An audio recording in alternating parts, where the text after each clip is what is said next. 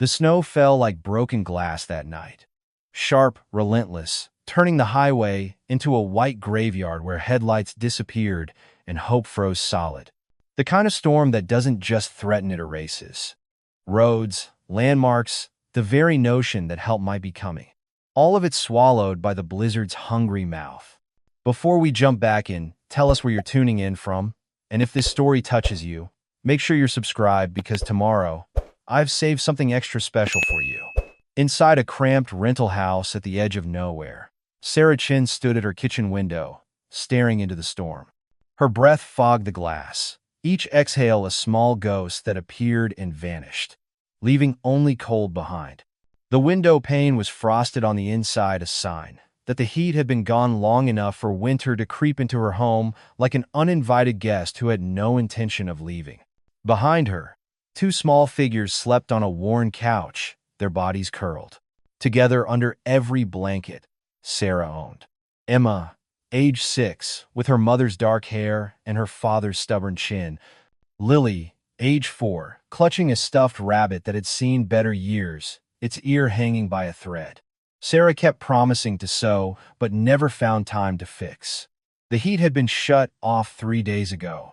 The electricity would follow soon.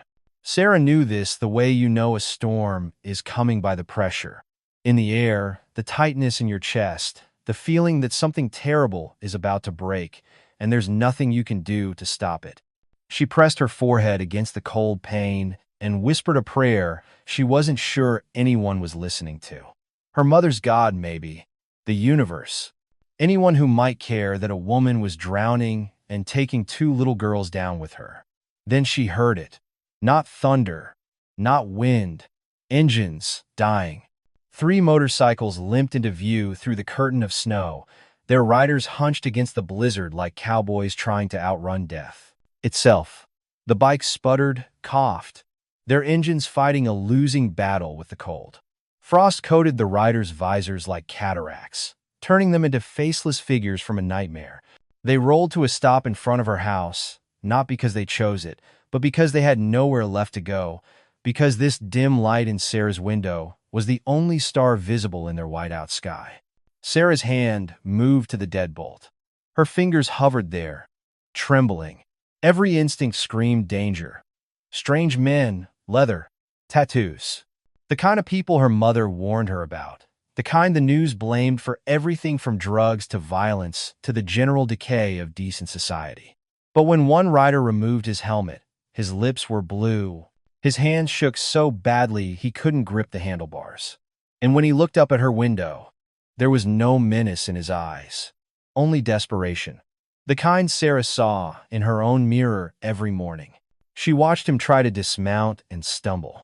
Watched his companions catch him before he hit the frozen ground. Watched them struggle just to stay standing. What Sarah did in the next 60 seconds would either save 3 lives or destroy everything she had left. Before we ride deeper into this story, I want to know where you're watching from. Drop your city or state in the comments. Every week, people from every corner of the world gather here because they still believe in goodness. They believe that mercy matters, that kindness counts. Let me know you're here. Let me know you still believe. Riverside, Oregon. Population 1,847, though that number kept shrinking year after year. The kind of town where everyone knows your business, but no one offers to help carry it. Where gossip spreads faster than wildfire, but compassion moves like molasses in January. It sat at the intersection of 2 highways that people used to pass through it, not stop in. The lumber mill had closed in 2008.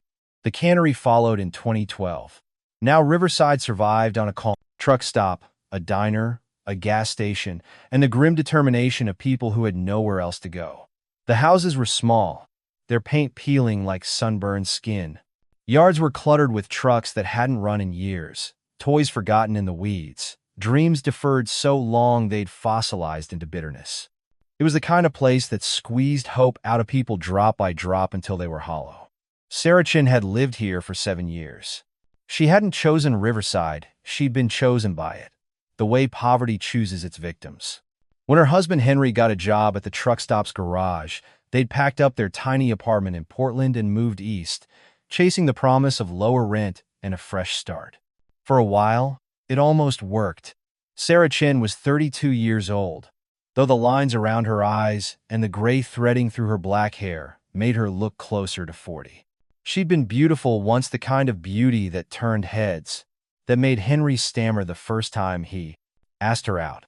But beauty was a luxury, and Sarah had learned that survival left no room for luxuries. She worked double shifts at the truck stop diner on Route 26, a place called the Crossroads that smelled like burnt coffee and diesel fuel. She poured coffee for strangers who rarely tipped and never remembered her name. She smiled when men twice her age made comments about her figure. She said, "Yes, sir," and "Right away, ma'am," until the words lost all meaning. Her hands were raw from washing dishes in water, so hot it left them red and blistered. Her feet ached from standing on concrete floors for 16 hours straight. Her back screamed from carrying trays loaded with food she couldn't afford to eat herself. But she never complained. Not out loud, anyway, because complaining required energy, and Sarah had none to spare. Every ounce of strength went into keeping her daughters fed, clothed, and unaware of just how close they were to losing everything. The rental house was small, 800 square feet of peeling wallpaper and creaking floorboards. One bedroom for the girls, where Emma and Lily slept in a bed Sarah had found at a garage sale for $20, a living room with a couch that folded out into a bed where Sarah collapsed at night, too exhausted to dream. A kitchen where the faucet dripped no matter how many times she tightened it, where the linoleum was cracked and the cabinets hung crooked. The furnace had quit 3 weeks ago. Sarah called the landlord 4 times. He never called back. She bought space heaters at Goodwill, 2 for $15 each. She ran them at night when the girls were sleeping and unplugged them during the day to save electricity. She layered blankets. She boiled water on the stove to create steam. She taught Emma and Lily that wearing coats inside was an adventure, like camping. But then the power company sent the final notice. 72 hours to pay $340, or the electricity would be shut off. And without electricity, the space heaters were useless. The stove wouldn't work, the water pump would freeze. They'd be living in an icebox. Sarah had $47 to her name. $47 until her next paycheck, which was 6 days away. She could buy food or pay part of the electric bill, but not both. She chose food. She always chose food, because she could survive the cold. She'd done it before, but she couldn't watch her daughters go hungry. Mr. Garrett, the landlord, was a man whose smile never reached his eyes.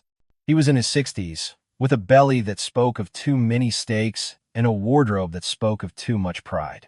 He drove a Cadillac and wore a Rolex, and he owned 17 rental properties in Riverside, every single one of them barely code compliant, all of them overpriced. He'd threatened Sarah with eviction twice already. The first time was in September, when she'd been 2 months behind on rent. He'd shown up unannounced, knocked on her door with 2 sharp raps that made Emma cry, and stood on her porch with his arms crossed. "Mrs. Chen," he'd said, his voice dripping with false sympathy. "I'm a businessman, not a charity. You're 2 months behind. That's $1,400 you owe me. I need it by the end of the week, or I'll file eviction papers." Sarah had scraped together $700 borrowed from her coworker, sold her wedding ring to a pawn shop, skipped meals for a week, and handed it to him with shaking hands. "That's half," she'd said. "I'll have the rest by end of the month," Garrett interrupted. "Or you're out." She'd made it. Barely. She worked 70 hours that month, picked up every extra shift, sold everything she owned that wasn't nailed down. The second time was in November. 1 month behind. Garrett didn't knock. He taped an eviction notice to her door where the neighbors could see it, where Emma could ask, "Mama, what does eviction mean?" Sarah had paid. Again. Now it was January, and she was 3 months behind. $2,100 in back rent, plus the electric bill, plus the water bill, plus the debt from the emergency room visit when Lily spiked a fever so high, Sarah thought she'd lose her. She owed the world. and the world was calling in its debts. Sarah knew what came next. She'd seen it happen to other single mothers in Riverside. Eviction, shelter, and then the worst call a mother could receive. We're placing your children in temporary foster care while you secure stable housing. The thought of strangers taking Emma and Lily, of her daughters crying for her in unfamiliar beds, of the system scattering her family like leaves in a storm. It was the only thing that scared Sarah more than the cold. Emma was 6 years old, and far too smart for her own good. She noticed everything. The way her mother's smile never quite reached her eyes anymore. The way they ate cereal for dinner more often than not. The way Mama wore the same 2 outfits over and over because everything else had been sold or traded. She asked questions Sarah couldn't answer. Mama, why is it so cold? The furnace is resting, baby. Mama, why don't we have a Christmas tree? We're saving the planet, sweetheart. Less waste. Mama, are we going to be okay? To that one, Sarah had no answer. She just pulled Emma close and whispered, always. We're always going to be okay. Emma didn't believe her. 6-year-olds are experts at reading the truth in their mother's voices. Lily, on the other hand, was 4 and still believed in magic. She believed that her stuffed rabbit, Mr. Hoppy, could protect her from bad dreams. She believed that if she was good enough, Daddy would come home. She believed Mama when she said everything was fine. She was Sarah's last thread of hope, the proof that innocence could still exist, even when the world was falling apart. That night, with the power company's final notice taped to the fridge and frost creeping across the inside of the windows like skeletal fingers, Sarah tucked her daughters into bed. She layered every blanket she owned over them. She kissed their foreheads and sang them the lullaby. Her own mother had sung to her something about stars and dreams and better tomorrows that felt like lies in her mouth. Mama? Emma whispered. I'm cold. I know, baby. I'll turn the heater on soon. But she wouldn't, because she'd already used too much electricity today, and she couldn't afford to push the bill any higher. Emma studied her face for a long moment, then nodded. She understood, even if she didn't say so. She curled around Lily, sharing her warmth, and closed her eyes. Sarah stood in the doorway and watched them sleep. 2 small bodies under a mountain of blankets. 2 hearts beating in a house that felt more like a tomb every day. She thought about Henry, about the man he'd been when they first met, charming, funny, full of plans and promises. About the man he'd become, angry, distant, suffocated by a life he never wanted. About the morning he'd packed a duffel bag and said, I can't do this anymore, Sarah. I'm sorry. She'd begged. She'd cried. She'd asked him to at least say goodbye to his daughters. He'd driven away without looking back. That was 2 years ago. She hadn't heard from him since. Now Sarah stood in her freezing kitchen, staring at bills she couldn't pay, and whispered to the ghost of the man who'd abandoned her. I'm doing this alone, Henry. I'm keeping them safe. I'm not giving up. Then the storm hit. The wind howled like a wounded animal. Snow hammered the windows. The lights flickered once, twice, then steadied for now. Sarah made soup from a can of broth, half an onion, and some crackers. Enough for the girls' lunch tomorrow. She poured it into a thermos to keep it warm, set it on the counter, and sat down at the kitchen table. Outside, the world was ending in white. Inside, Sarah folded her hands and prayed to a God she wasn't sure existed. Please, she whispered. I don't know what else to do. Please. And that's when she heard the engines. The lead bike belonged to a man named Marcus Stone, though no one had called him Marcus in 30 years. To the world, he was Reaper. The nickname had come from his time in the Marines. Iraq, 2004. Fallujah. His unit had been pinned down in a building for 16 hours. When the dust cleared, Marcus was the only one left standing. A reporter embedded with the Marines saw him walk out of that building covered in blood, none of it his, and whispered, He's the Reaper. The name stuck. Marcus was 54 years old, though his body carried the mileage of a man 20 years older. His face was a roadmap of scars, one across his jaw from Fallujah, where shrapnel kissed him, another above his left eye from a bar fight he'd tried to stop, not start. His hands were calloused from years of gripping motorcycle handlebars, his knuckles scarred from fights he didn't always win. He stood 6'3", weighed 240 pounds of muscle and grit, and had the kind of presence that made people step aside when he entered a room. Not because he was violent, though he could be if necessary, but because he carried authority like a cloak. He was the kind of man other men followed without question. Marcus had been chapter president of the Iron Brotherhood Motorcycle Club for 12 years. He ran it like a military unit: discipline, loyalty, honor, no drugs, no trafficking, no preying on the innocent. The Iron Brotherhood fixed motorcycles for veterans, ran charity rides for children's hospitals, and delivered food to shut-ins during winter storms. They were the kind of bikers the world never heard about. The kind who did good without cameras or credit. But Marcus carried ghosts. He'd buried more brothers than he cared to count. Marines who came home broken and ate a bullet. Bikers who rode drunk and wrapped themselves around telephone poles. Friends who overdosed, who drank themselves to death, who simply gave up and let the darkness win. He'd been married once. She left after 3 years, saying she couldn't compete with the memories he carried. He had a daughter somewhere grown now, probably with children of her own. He hadn't spoken to her in 15 years. His choice, not hers. He convinced himself she was better off without him. The road was all Marcus had left. The brotherhood. The roar of the engine beneath him. The feeling that if he kept moving, the ghosts couldn't catch up. Tonight, the ghosts almost won. The second bike belonged to James Rivera Doc, to everyone who knew him. James was 48, lean and wiry, with tattoos covering both arms and a face that looked kind even when he wasn't smiling. He'd been an army medic in Afghanistan, 3 tours, and had seen things that still woke him up screaming 20 years later. He'd saved 43 lives during his service. He counted them, remembered every face, every name, every wound he'd patched with hands that shook less in combat than they did now. The PTSD hit him 6 months after his discharge. Panic attacks in grocery stores. Nightmares so vivid he'd wake up swinging. The sound of fireworks sent him diving for cover. He couldn't be in crowds. Couldn't sit with his back to a door.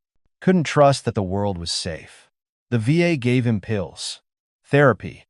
A diagnosis that felt like a life sentence. Chronic post-traumatic stress disorder. Service-connected disability. 70% rating. James became a registered nurse because he didn't know how to be anything else. He worked night shifts in ICUs, where the chaos felt familiar, where his training kicked in and the shaking stopped. On his days off, he rode. The motorcycle was therapy. The highway was the only place his mind went quiet. Out there, with the wind screaming past and the engine vibrating through his bones, the war finally let him go. The Iron Brotherhood found him 3 years ago. He'd been sitting alone in a diner, hands wrapped around a coffee cup, staring at nothing. Marcus had walked up, sat down without asking, and said, "You look like you need a family, brother." James had joined that week. Now he rode with men who understood, who didn't flinch when he woke up gasping, who knew that some wounds never heal, you just learn to carry them. Tonight, James had been riding beside Reaper when the storm hit. His bike seized first, the fuel line freezing solid, the engine coughing and dying like a man drowning. He'd nearly cried, because being stranded in a blizzard on a frozen highway wasn't just dangerous. It was a trigger. The cold, the isolation, the feeling that death was circling, patient and inevitable. It reminded him of nights in the Hindu Kush when the temperature dropped to 20 below and wounded soldiers didn't make it till morning. James's hands were shaking again. Not from the cold. From the fear. The third bike belonged to Tommy Hayes' clutch, because he'd once ridden 200 miles with a failing clutch and refused to stop until he reached his destination. Tommy was 29, the youngest of the 3, and carried a different kind of damage. He'd aged out of foster care at 18 with $200, a garbage bag full of clothes, and no one to call family. He'd spent his childhood bouncing between 12 different homes, some kind, most indifferent, a few cruel. He learned early that love was conditional, that trust was a luxury, that the only person you could rely on was yourself. Tommy worked construction when the weather allowed. He sent half his paycheck to his little sister, Katie, who lived in another state with her adoptive family. She was the only person from his childhood he still talked to, the only thread connecting him to the boy he used to be. The Iron Brotherhood had given him something he'd never had. Brothers. Men who didn't leave when things got hard. Who showed up. Who kept their promises. Tommy would die for them. Tonight he nearly did. They'd been riding south from Seattle, headed to a veterans charity event in Sacramento, a 3-day ride in good weather. They'd left early to avoid winter storms, but the weather had other plans. The blizzard hit 2 hours into their ride, fierce and sudden, turning Interstate 84 into a skating rink. They pulled off at the first exit, looking for shelter, but found nothing. Just empty highway and darkness. That's when the bike started failing. Ice coated the fuel lines. Frost crept into the engines. One by one, they died. Tommy's first, then James's, then Marcus's. Hypothermia doesn't announce itself. It creeps. First, you stop shivering your body's given up trying to warm itself. Then you stop thinking clearly. Your brain slows, logic dissolves, decisions become impossible. Then you stop. Marcus saw the faint light in Sarah's window, a single yellow glow in a sea of white, and made a choice. That house, or we die out here. They pushed their bikes through 2 feet of snow. Every step a battle. Muscles screaming, lungs burning. Tommy stumbled twice. James caught him both times. They reached the driveway and stopped. Marcus looked at the small house with its peeling paint and crooked shutters. He saw a child's bike half buried in snow, a broken fence, a home barely holding on. Someone's struggling here, he thought. Someone's already drowning. But he also saw the light, and light, even in a drowning home, was better than dying in the dark. He knocked. Sarah heard the knock and froze. The ladle she'd been holding clattered into the sink. The sound echoed too loud in the small kitchen. Behind her, Emma stirred on the couch but didn't wake. Lily's breathing remained steady, soft and innocent. 3 more knocks, heavier, urgent. Sarah's heart hammered against her ribs. She moved to the window, fingers trembling as she pulled back the curtain just enough to see. 3 men, massive, leather vests soaked through with snow and ice, faces hidden by frost and shadow. Her breath caught. Bikers. At my door. In the middle of the night, every news story she'd ever heard screamed through her mind. Home invasions. Assaults. Women alone. But then one of them stumbled. His knees buckled, and the other 2 caught him before he collapsed. She saw the way they held him not roughly, but carefully. The way family holds family. She saw the blue tinge to his lips, the violent shaking in his hands. They're dying. Sarah's hand hovered over the deadbolt. Her mind raced through possibilities. What if they hurt me? What if they hurt the girls? What if this is a trick? But another voice pushed back, a voice that sounded like her mother. Her mother, who'd been a nurse, who'd worked in emergency rooms in bad neighborhoods, who'd come home exhausted and bloodied and furious at the world's cruelty, but who never stopped helping. Her mother, who told her once, "Fear keeps you safe, baby, but mercy keeps you human. And if you lose your humanity trying to stay safe, what have you really saved?" Sarah thought about Emma and Lily sleeping under blankets that weren't enough. She thought about how she'd felt 3 days ago when the heat shut off, helpless, invisible, forgotten by a world that didn't care if she froze. She thought about how desperately she'd wanted someone to help. And then she thought, what if no one ever does? What if everyone who could help chooses fear instead? Her hand moved to the lock. She turned it. The door opened. Cold air rushed in like a predator, stealing the warmth from her small entryway. Sarah stood in the doorway, 5'4", 110 pounds soaking wet, staring up at 3 men who looked like they could tear the world apart with their bare hands. For a moment, no one spoke. Marcus looked at her, really looked at her. He saw the exhaustion carved into her face, the fear in her eyes, the way she positioned herself to block the view of the couch where her children slept. She's terrified, he realized, and she opened the door anyway. "Ma'am," he said, his voice hoarse from cold and shouting over the wind. "I'm sorry to bother you. Our bikes died. We've been in the cold for over an hour. I know how this looks. I know what you must be thinking. But we need help." Sarah's voice came out smaller than she wanted. I don't have much. I can't. We don't need much," Marcus interrupted gently. "Just somewhere out of the wind. A garage? A shed? We won't come inside. We just need to not freeze to death." Sarah's eyes flicked to the man they were holding, Tommy, though she didn't know his name yet. His face was gray. His eyes were unfocused. "He's dying right now," she thought. "Right in front of me." She started, then stopped. Her hands were shaking. "I have daughters. They're sleeping. I can't let strangers in the house. I'm sorry. I can't." "We understand," James said, stepping forward slowly. "Ma'am, we're not asking to come inside. We're just asking not to die on your porch." The bluntness of it hit Sarah like a slap. Not to die on your porch. She looked past them at the storm, at the bikes, half buried in snow, at the darkness that stretched for miles in every direction. "If I say no, they die. That's what this is. Life or death." She thought about karma, about the universe, about whether mercy earned mercy. What if someday Emma or Lily needs help? What if they're cold and scared, and someone turns them away because they're afraid? Sarah made her choice. "The garage," she said. "Around the side. It's not warm, but it's dry. You can stay there."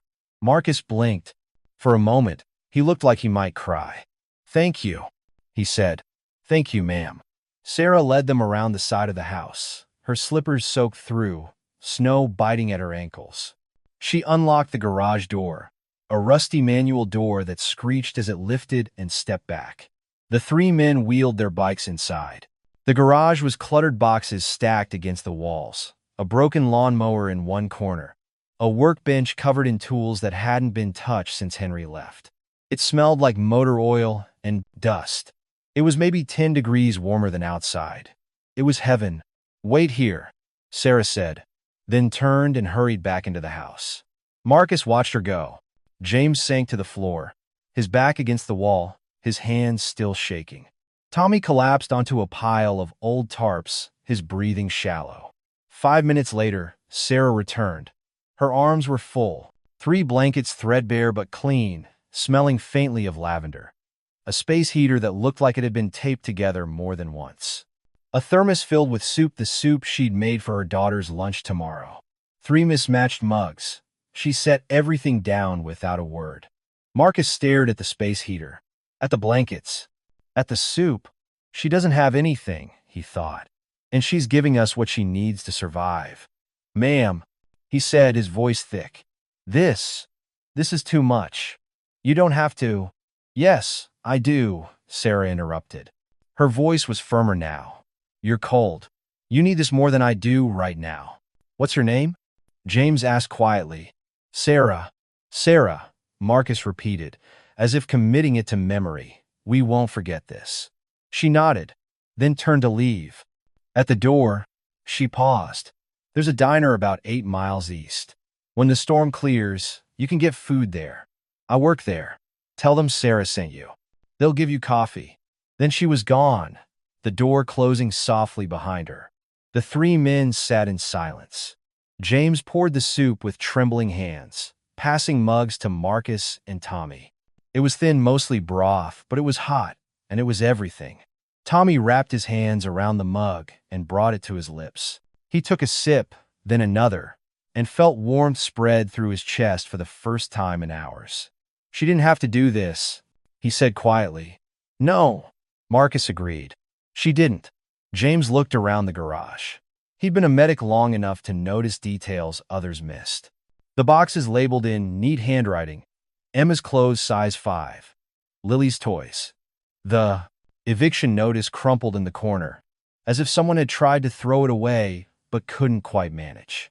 The space heater with electrical tape wrapped around a crack in the casing. The thermos that was dented and old. "This woman's drowning," James said softly. "She's got nothing, and she still pulled us out." Tommy stared into his soup. "Why?" Marcus was quiet for a long moment. Then he pulled out his phone. It had 5% battery left. Enough for one call. "What are you doing?" James asked. Marcus looked at them both, his face set with the kind of determination that had kept him alive through 3 tours and 20 years on the road. "Calling in a debt."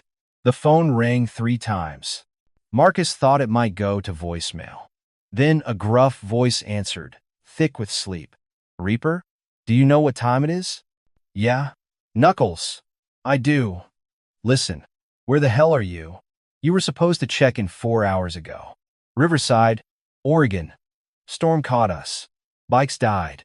We were freezing. To death." "Jesus, you okay?" "We are now." Single mom opened her garage. Gave us blankets, soup, heat, silence on the other end. Then, "Say that again." Marcus looked at the space heater, at the crumpled eviction notice in the corner, at the boxes labeled with children's names. "A woman with nothing gave us everything, Knuckles. And I just saw her eviction notice. She's got 2 kids, she's drowning. And she saved our lives anyway." Another pause. Longer this time. Marcus could almost hear the gears turning. "How many you need?" Preparing and narrating this story took us a lot of time. So if you're enjoying it, subscribe to our channel. It means a lot to us. Now back to the story. Marcus thought about the back rent, the shut-off notices, the broken house, and the broken woman trying to hold it together. All of them. "You got it, brother. We ride at dawn." The line went dead. Within 15 minutes, Marcus's phone, now charging via the space heater's outlet, started buzzing with incoming messages. "Portland chapter. We're in. How many you want?" "Sacramento chapter. Writing now. ETA 6 hours. "Boise chapter. Give us the address." "Seattle chapter. Already gearing up." The Iron Brotherhood had chapters in 7 states. Each chapter had between 20 and 50 members. When the call went out, they answered. But it didn't stop there. The Guardians MC, a club that had once been rivals with the Iron Brotherhood until a bar fight in 2019 brought them together against a common enemy heard through the grapevine. Their president, a man called Hammer, made one call to Marcus. "We coming or not?" "You're invited." "Then we're coming. And we're bringing money." The Veterans Legacy Riders, an all-veteran club that ran memorial rides for fallen soldiers. The Road Chaplains, biker preachers who rode to bless and pray. The Desert Kings from Nevada. The Cascade Crew from Washington. The Inland Empire Brotherhood from Idaho. Word spread through truck stops, dive bars, group chats, and late-night calls. A single mom with 2 kids gave shelter when she had nothing left to give. "Saved 3 brothers. She's drowning. We're repaying the debt." No one questioned it. No one hesitated. Because in the Brotherhood, debts are sacred. By 3 a.m., the convoy was forming in parking lots across 3 states. By 5 a.m., it was rolling a river of chrome and steel, hundreds of engines roaring in unison, all headed toward Riverside, Oregon. By dawn, 600 motorcycles were en route. Sarah woke to silence. The storm had passed. Pale sunlight filtered through frost-covered windows, painting her living room in soft blues and golds that made the peeling wallpaper look almost beautiful. Emma and Lily were still asleep, tangled together under blankets, their breath making small clouds in the cold air. Sarah stood slowly, every joint protesting. She'd slept on the floor again, given the girls the couch, and her back felt like someone had taken a hammer to it. She shuffled to the kitchen, started water boiling for oatmeal, and glanced toward the garage. The bikers. Are they still there? Part of her hoped they were gone. Part of her hoped they were safe. She pulled on her coat, Henry's old work jacket, the one that still smelled faintly of him, and stepped into the cold morning air. The snow had stopped. The world was white and still and heartbreakingly beautiful in the way only fresh snow can be. She approached the garage and paused at the door. What if they're still here? What if they're not? She lifted the door. Empty. The bikes were gone. The blankets were folded neatly on the workbench. The space heater sat beside them, unplugged. The thermos and mugs were washed and stacked. And on top of the blankets, a note. Sarah's hands trembled as she picked it up. The handwriting was rough but clear. "Thank you for your mercy. You saved our lives. We won't forget. M.S." She read it twice. 3 times. Then she pressed it to her chest and let out a breath she didn't know she'd been holding. "They're safe. That's enough." She turned back toward the house, the note still clutched in her hand. That's when she heard it. At first, Sarah thought it was thunder rolling in from another storm. But the sky was clear, pale blue, and cloudless, the kind of winter sky that looks like glass. Then she thought it was a freight train, though the nearest tracks were 10 miles away. The sound grew, deeper, closer, a low rumble that seemed to come from the earth itself, vibrating through the frozen ground and into her bones. Engines. Sarah's breath caught in her throat. She turned, scanning the horizon. From the east, from the west, from the north, headlights appeared. Dozens. Then hundreds. Motorcycles crested the hill at the edge of town. A river of chrome and steel flowing toward her street like a tidal wave that couldn't be stopped. Sarah's knees went weak. "Oh my God." Neighbors began pouring out of their homes, clutching coffee mugs, pulling on coats, faces twisted in confusion and fear. Mrs. Patterson from across the street grabbed her phone, ready to call the police. Mr. Dawson, 3 doors down, shouted, "What the hell is happening?" Children pressed their faces against windows, eyes wide. And still they came. 600 motorcycles turning onto Sarah's street, engines rumbling in perfect unison, a symphony of controlled power that shook windows and rattled doors. The street in front of Sarah's house became an ocean of leather and metal. Emma and Lily stumbled onto the porch, drawn by the noise, and clung to their mother's legs. "Mama?" Emma whispered. "What's happening?" Sarah couldn't answer, because she didn't know. The formation was military precise. 600 motorcycles lined up in rows, engines idling, their riders sitting at attention like soldiers awaiting orders. The sound was overwhelming, a physical force that pressed against Sarah's chest and made her ears ring. And then, at some unseen signal, the engines cut. All of them at once. Silence fell like a curtain, so absolute and sudden that it felt unnatural. Sarah could hear her own heartbeat, could hear Emma's shallow breathing, could hear Lily whisper, "Mama, I'm scared." From the center of the formation, 3 men dismounted and walked toward her. Marcus, James, Tommy. They looked different in the daylight. Older, harder, marked by years of roads and battles. But their eyes carried the same expression they'd worn the night before. Gratitude, respect, awe. Marcus stopped at the foot of her steps and removed his helmet. Behind him, a wall of riders stood at attention, silent, waiting. "Ma'am," Marcus said, his voice carrying across the stillness. "Last night, you saved our lives." Sarah shook her head, tears already blurring her vision. "I just gave you a place to." "You gave us warmth when you had none to spare," Marcus interrupted gently. "You fed us when your own children were hungry. You showed us mercy when the world taught you to fear." His voice grew thicker. "We don't forget, and we don't ride away from debts unpaid." He gestured behind him. From the crowd, a man in a suit stepped forward, clean-cut, professional, carrying a leather briefcase. He looked wildly out of place among the bikers. "This is Michael Torres," Marcus said. "He's a lawyer, and he has something for you." Michael approached, opened the briefcase, and handed Sarah an envelope. Her hands shook as she took it. "Open it," Marcus said softly. Sarah tore it open. Inside, legal documents, payment receipts, letters on official letterhead. She scanned them, her vision swimming. Paid in full. Rent, 2 years. Utilities reconnected. She looked up, mouth open, no words coming. "Your rent," James said, stepping forward. "Paid in full for the next 2 years. Utilities reconnected as of this morning. No more eviction threats. No more shut-off notices." Sarah's legs went weak. Marcus moved forward instinctively, ready to catch her. But she steadied herself against the porch railing. "We also took the liberty," Tommy added, his voice soft, "of stocking your pantry. your fridge, your freezer. You won't go hungry again.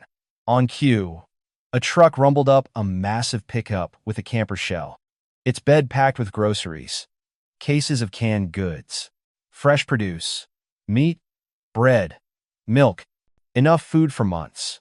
Sarah pressed a hand to her mouth, tears streaming down her face. Why? She whispered. Why would you do this? Marcus's eyes softened. Because you did it first. There's one more thing, James said. He handed her another envelope. Thicker, heavier. Sarah opened it with trembling hands.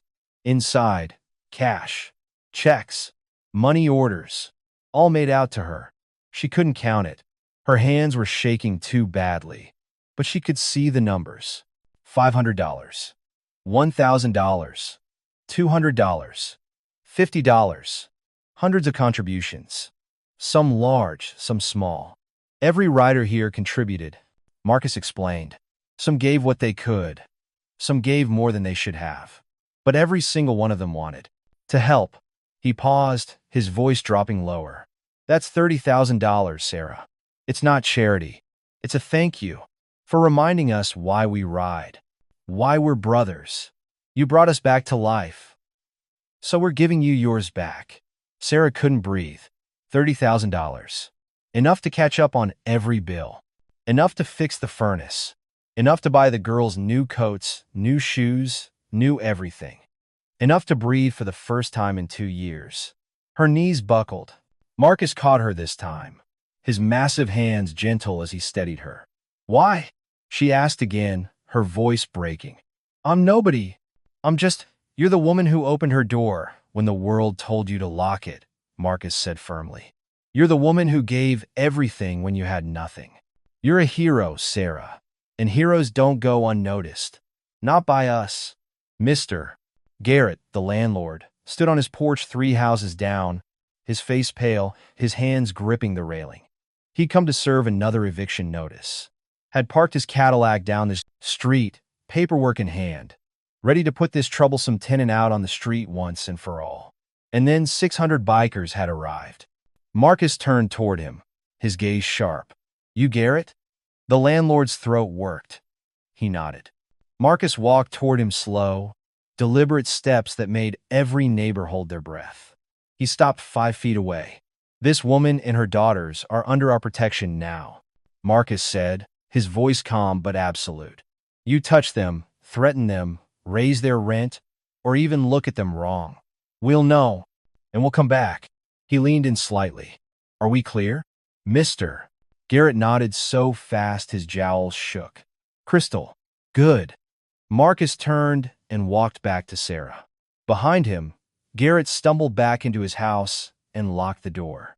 Marcus raised his hand. 600 riders responded as one engine's roaring to life, the sound like a choir of thunder. Then, in perfect unison, they saluted, hands over hearts, heads bowed. 600 men and women honoring a single mother who'd shown mercy in a storm. Sarah stood on her porch, Emma and Lily clinging to her, tears streaming down her face, and felt something she hadn't felt in years. Seen, valued, loved. The bikes began to move a slow procession past her house, each rider nodding or raising 2 fingers from their handlebars as they passed. It took 15 minutes for all of them to ride by. Neighbors lined the street, no longer afraid. Some waved, some cried. Others simply watched in silent awe. Mrs. Patterson, who'd been ready to call the police, instead called her daughter and said, You won't believe what I just saw. Mr. Dawson, who'd shouted in fear, stood with his hand over his heart. A little boy asked his mother, Are they superheroes? And his mother, watching Sarah hold her daughters on that porch, said, Yes, baby, they are. Spring came to Riverside like a promise kept. The snow melted, flowers pushed through the thawing earth. The air smelled like rain and new beginnings. Sarah's house had changed. A new roof, fixed furnace, fresh paint pale yellow, the color of sunshine, a repaired fence, a garden taking shape in the backyard, where Emma and Lily planted tomatoes and sunflowers. Inside, The pantry was still full. The fridge hummed contentedly. The heat worked. The lights stayed on. But the biggest change wasn't in the house. It was in Sarah. She stood taller now, smiled more easily, laughed with her daughters in a way she hadn't been able to before. She'd paid off every debt, put money in savings, bought the girls new clothes, new shoes, new toys they didn't need but deserved anyway. And she'd started something new. Sarah quit one of her shifts at the diner, not both, because she still believed in earning her way, and started volunteering at Riverside's homeless shelter 3 days a week. She served meals. She listened to stories. She sat with people who reminded her of herself, 3 months ago drowning, invisible, convinced the world didn't care. And she told them her story, not for attention, not for credit, to remind them that mercy returns, that kindness multiplies, that one act of courage can change everything. One woman, hearing Sarah speak, opened her own home to a stranded veteran during a winter storm. Another donated money to pay off a neighbor's medical debt. A teenager, inspired by the bikers, started a coat drive that collected over 500 jackets for people experiencing homelessness. Mercy multiplied.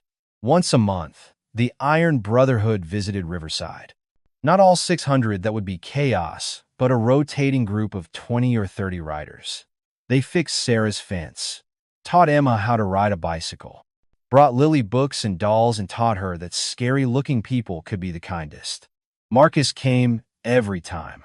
He'd sit on Sarah's porch, drinking coffee she made, and they'd talk about life, about loss, about how hard it was to keep going when the world felt determined to break you. "You saved us, you know," Marcus said one afternoon. Sarah shook her head. "I just gave you a garage." "No," Marcus said firmly. "You gave us hope.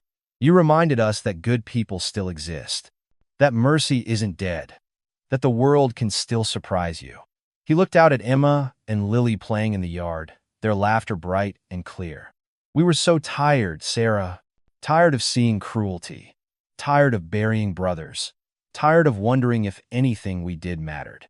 He turned back to her. "And then you opened that door, and you proved that it does."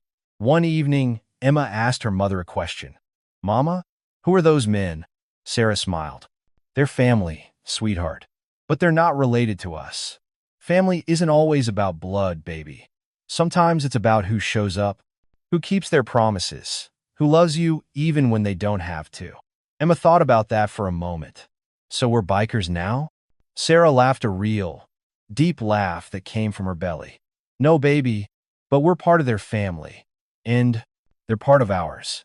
Lily, listening from the couch, piped up, "I like our family." "Me too," Sarah said. "Me too." On Sarah's fridge, held up by a magnet shaped like a sunflower, was a photograph. It had been taken the morning the bikers left.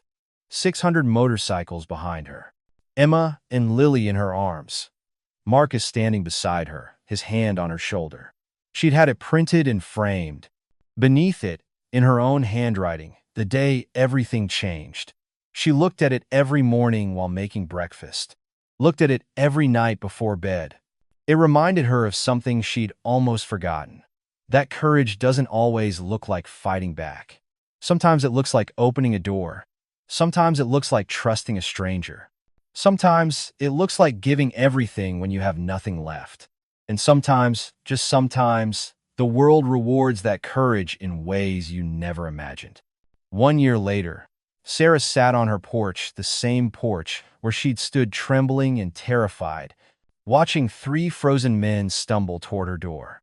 Emma and Lily played in the yard. The garden was thriving. The house was warm. In the distance, she heard the faint rumble of engines. A smile crossed her face. "They're coming."